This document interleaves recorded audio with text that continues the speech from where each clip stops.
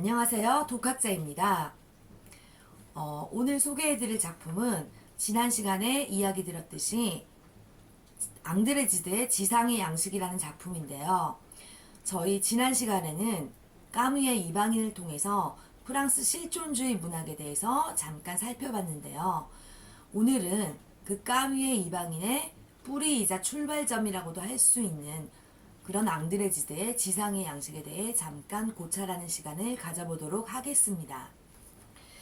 우선 이 지상의 양식이란 작품이 태어나게 된 시대적 배경을 알아보면요. 지상의 양식은 프랑스의 벨 에포크 시대라는 시대에 탄생했습니다. 벨 에포크라는 불어는요, 프랑스 말로 좋은 시대라는 뜻인데요. 이 시기는 프로이센 프랑스 전쟁이 끝난 이후, 그러니까 일명 보블 전쟁이라는 굉장히 프랑스 전역을 피폐하게 만들었던 그런 전쟁이 끝난 이후에 그 정치적 격동기가 끝난 후부터 1914년 1차 세계대전이 시작되기 전까지의 19세기 말부터 20세기 초 이 시기를 말하는데요. 그 시기는 산업혁명을 거쳐서 프랑스 파리의 풍요가 깃들고 굉장한 평화를 구현했던 그런 시기입니다. 자, 제가 지상의 양식에서 주목하는 것은요, 곳곳에 니체의 철학이 흡수되어 있다는 바로 그 점입니다. 오늘은 니체의 철학과 연관지어서 지상의 양식에 나타난 앙드레지드의 사상을 잠깐 엿보겠습니다. 우선 지드가 욕망과 쾌락에 대해 찬양한 것이 눈에 띄는데요. 앞서 보여드린 중요 문장에서 보이듯 그는 종교적 깨달음이나 절대적 진리 대신에 순간의 행복과 지금의 쾌락, 지금 순간의 쾌락을 진리로 여기고 있습니다. 이것은 니체만큼 충분히 반기독교적인데요. 우선 그에 앞서 니체의 철학을 잠깐 살펴보겠습니다. 니체 철학에서 핵심이 되는 디오니소스적 인간에 대해서 알아보겠습니다. 이 디오니소스라는 그리스 신화 속의 인물은요, 제우스와 인간 여자인 세멜레 사이에서 태어난 아들이 디오니소스인데요. 즉 반은 신이고 반은 인간인 그런 신인데, 올림푸스의 12신들 중에 유일하게 인간의 피가 섞인 신이 이 디오니소스인데요. 디오니소스는 포도주의 신이라고 불리죠. 그리고 광기, 축제, 황홀경의 신이라고 그렇게 말들을 합니다. 유일하게 반인 반신이고요. 나중에 토막난 채 죽었다가 부활을 하는 그런 신이죠. 자, 이 디오니소스적 인간이라는 것은요, 니체에 따르면 가장 큰 고통도, 삶에서 가장 큰 고통도 긍정하는 그런 충분히 강하고 충만하고 신격화된 인간입니다. 니체의 철학에 따르면요, 기독교적 인간은 가장 행복한 운명도 부정한다라고 니체는 말을 하는데요. 그 기독교적 인간은 삶의 고통받을 만큼 약하다, 이렇게 말을 합니다. 그래서 삶의 고통을 받기 때문에 부활하여 영생하는 삶에서, 즉 이 지상의 그 삶이 고통스럽기 때문에 그 천국의 삶, 그 너머의 삶을 꿈꾸는 게 기독교적 인간이다.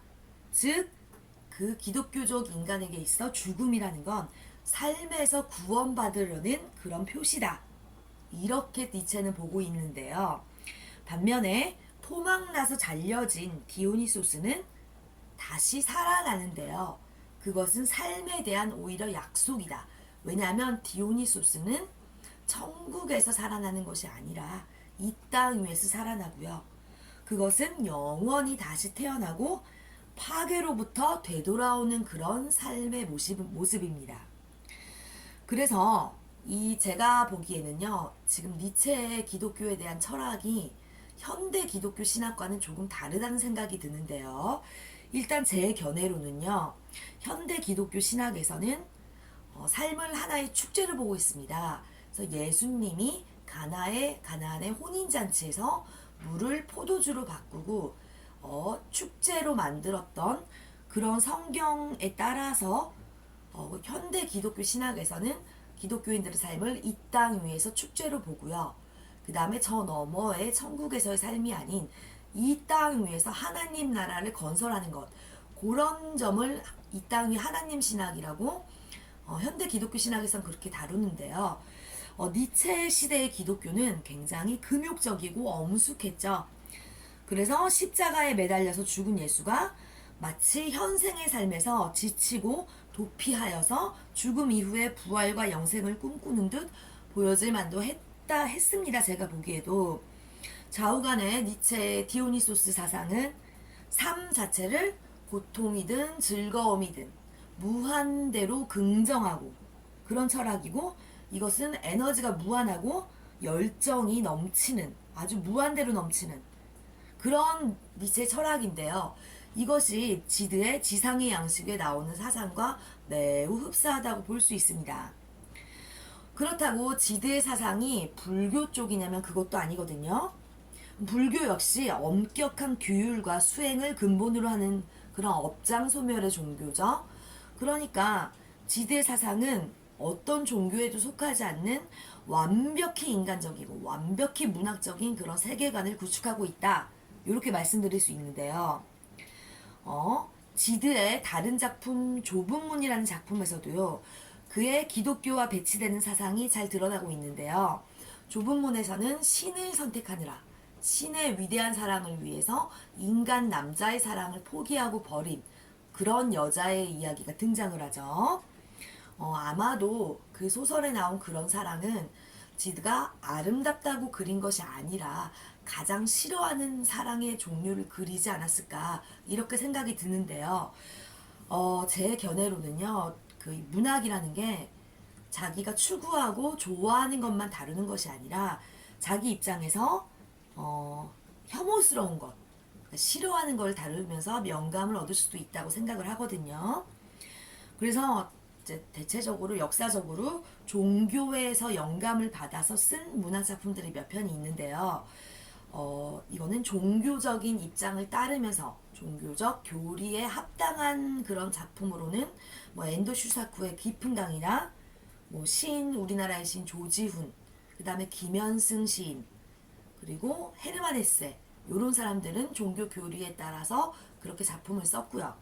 또 반대적인 입장도 있죠. 지금 나오는 지드 같은 사람들, 그리고 또 그리스인 조르바를 쓴 니코스 카잔차키스의 그리스인 조르바도 거기는 이제 불교에 대치되는 그런, 거기도 마찬가지로 지드처럼 현재의 만족, 쾌락, 지상의 즐거움들 그런 걸 추구하는데, 그거를 지드가 기독교에 반대되는 걸로 다뤘다면 조르바에서는 불교에 반대되는 걸로 다루고 있고요.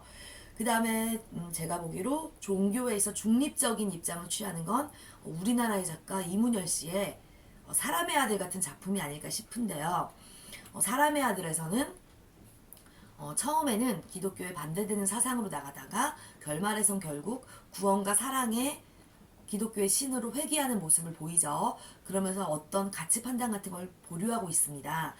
좌우간 이 지드의 지상의 양식은요, 니체의 철학에서 계보를 이어서 그런, 제가 지난 시간 까미 이야기를 할 때 말씀드렸다시피 천상의 것과